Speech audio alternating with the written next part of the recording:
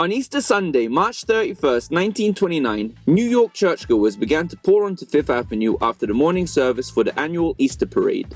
The streets were blocked off, and as had been the custom for years, people were wearing their finest outfits, women in particular showing off the latest in spring fashions. But this year, the promenaders on Fifth Avenue noticed something else. Two young women were coming down the steps of St. Thomas's Church. At the bottom, they reached into their purses, took out cigarettes, Lucky Strikes, and lit up. Then they walked down the avenue with their escorts, laughing and puffing away. A buzz went through the crowd. Women had only recently begun smoking cigarettes, and it was considered improper for a lady to be seen smoking in the street. Only a certain kind of woman would do that. These two, however, were elegant and fashionable.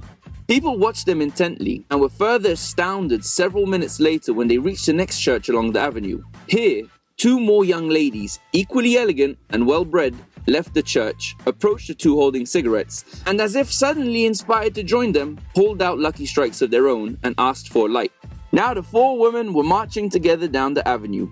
They were steadily joined by more, and soon 10 young women were holding cigarettes in public as if nothing were more natural. Photographers appeared and took pictures of this novel sight.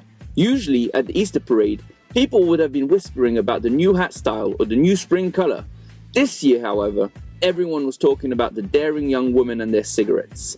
The next day, photographs and articles appeared in the papers about them.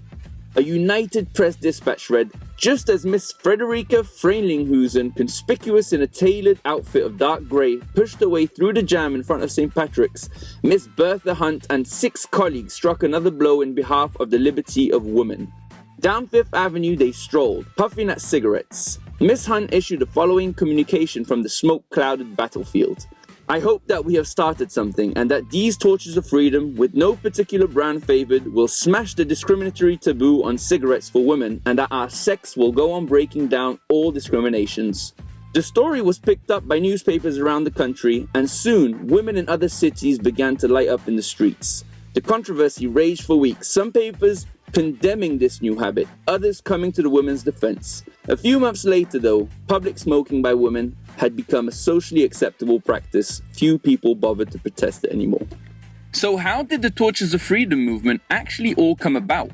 In January 1929, several New York debutantes received the same telegram from a Miss Bertha Hunt. "In the interests of equality of the sexes, I and other young women will light another torch of freedom by smoking cigarettes while strolling on Fifth Avenue Easter Sunday."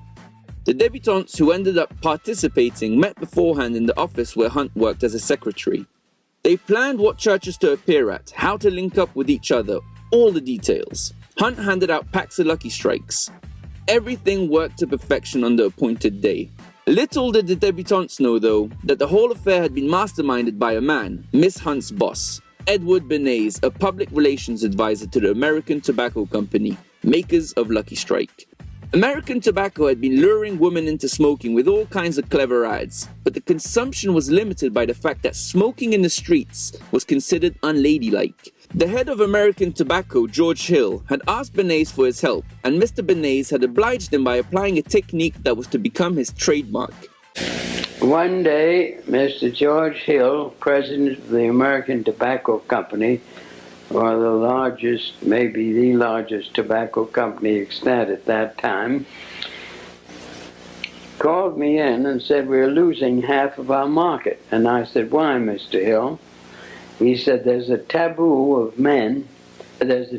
by men that does not permit women to smoke, either in public or even at home. What can we do about breaking down that taboo? I said, "Have I your permission to see a psychoanalyst?" He said, "What'll it cost?" I said, "Let me ask." So I called up Dr. Brill, who was one of the great disciples of my uncle Sigmund Freud, said, "What'll it cost, Dr. Brill, for me to have a little conference with you on a question that is of importance to the people whom I'm working with?" And he said $125, which at today's purchasing power would be about 20 times that. So I went to Dr. Brill, And I asked him what cigarettes meant to women. And he answered very quickly, cigarettes are torches of freedom to women.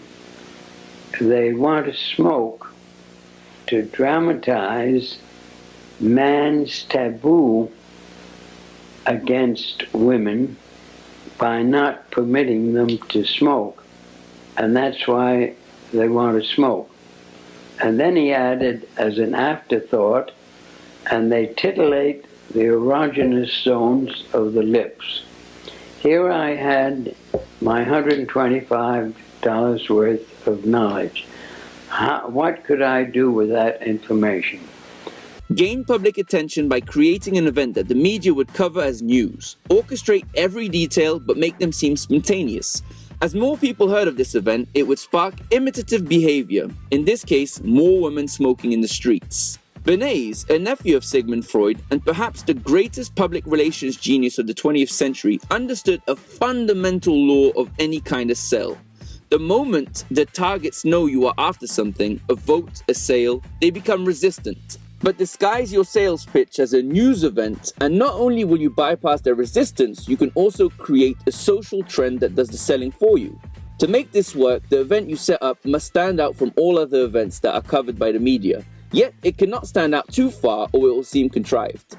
In the case of the Easter Parade, Bernays, through Bertha Hunt, chose women who would seem elegant and proper, even with their cigarettes in their hands. Yet, in breaking a social taboo and doing so as a group, such women would create an image so dramatic and startling that the media would be unable to pass it up.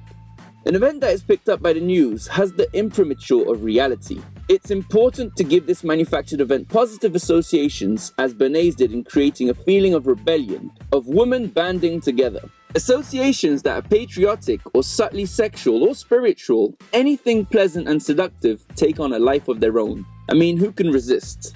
People essentially persuade themselves to join the crowd without even realizing that a sale has taken place. The feeling of active participation is vital to seduction. I mean, no one wants to feel left out of a growing movement. I decided that there were 2 days of freedom in the United States. One was July 4th, political freedom, but that was no good because people were in the country using firecrackers to celebrate the day. They were permitted at that time. This was some 50 years ago. The other day was Freedom of the Spirit, Easter Sunday, and it occurred to me that any young debutante who was aware of the times and of herself as a woman being discriminated against would be delighted to walk in the Easter parade with her bow to dramatize the idea that cigarettes were indeed torches of freedom, and to validate and to invalidate the taboo against women smoking. So I called up a debutante friend of mine, asked her to get another friend and 2 young men whom they liked, and I also instructed them on how to give information about what they did to the newsreels, weekly newsreels, to the newspapers, to the 3 important press associations, the AP, the United Press, and International News Service, and to walk from 34th Street to 57th and back and forth, lighting torches of freedom to protest man's inhumanity to women by a taboo against smoking. Next morning, there wasn't a newspaper in the United States, even the New York Times had a front page story, "Debutantes light torches of freedom to protest man's inhumanity to women by a taboo against smoking, lighting cigarettes in their walk." The interesting thing to me was that within 3 days, the newspapers, without any intercession on my part, published accounts that women were smoking in Union Square in San Francisco, in Union Square in Denver, and on the Boston Commons. And to my surprise, within 6 weeks, on their own, without any intercession on my part, the League of Theaters, which had a ban on women smoking in the smoking rooms under the orchestras of every good theater in New York, lifted the ban and women were allowed to smoke. That obviously set a trend. Many people believe public relations is press agentry, flackery, publicity. Public relations is not that. It is a two-way street, advising the client on attitudes and actions to win over the public on whom viability of the unit depends, and then educating, informing, and persuading the public to accept these social goods, ideas, concepts, or whatever.